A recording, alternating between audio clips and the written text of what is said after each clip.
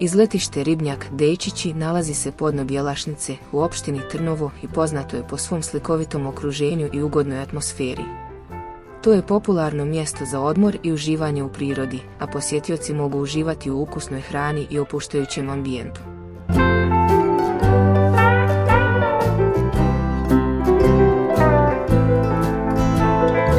Šta možete očekivati na ovom izletištu? Prirodna ljepota. Izletište se nalazi u podnožju planina Treskavice i Bjelašnice, okruženo bujnom vegetacijom i svježim povjetarcem.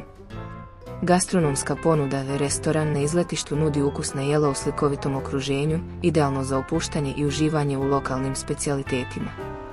Porodična atmosfera, oprostrane livade, plitki potoci i domaće životinje čine ovo mjesto savršenim za porodične izlete.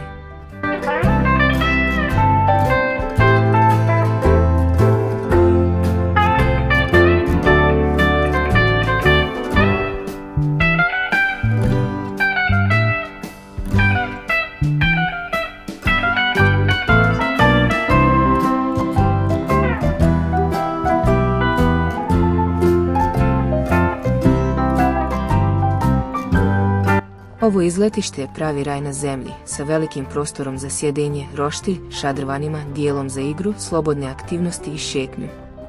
Vodopadi i iznad izletišta možete prošetati netaknutom prirodom, uz žubor mnogobrojnih izvora vode, cvrkut ptica i vidjeti prekrasne vodopade. Lokalna mjesta koja vrijedi posjetiti. Selo Dejčići, omiljeno izletište Sarajlija, s prostranim livadama i brežuljcima. U blizini se nalazi i nekoliko velikih nekropola stećaka. Ledići, živopisno selo okruženo planinskim pejzažima, selo nudi predivne vidike na Treskavicu, Bjelašnicu i Jahorinu. U blizini se nalaze nekropole stećaka, koji su proglašene nacionalnim spomenicima. Tu se nalazi čudesno vrelo Senabot, koji nazivaju malim vrelom Bosne. Kanjon rijeke Bijele, ovaj kanjon je poznat po mnoštvu vodopada i virova. Ako voliš prirodu i tražiš mjesto za bijeg od gradske vreve, ovo područje nudi nevjerovatne pejzaže i autentično iskustvo.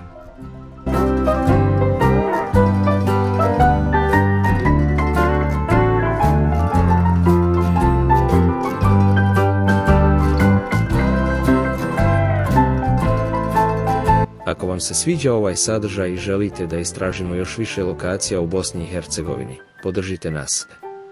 Lajkujte ovaj video, ostavite komentar i pretplatite se na kanal, to nam pomaže da pravimo još bolje priče za vas. Ne zaboravite da kliknete na zvonce kako biste prvi saznali kad objavimo novi video. Hvala vam na podršci i uživajte u nastavku videa.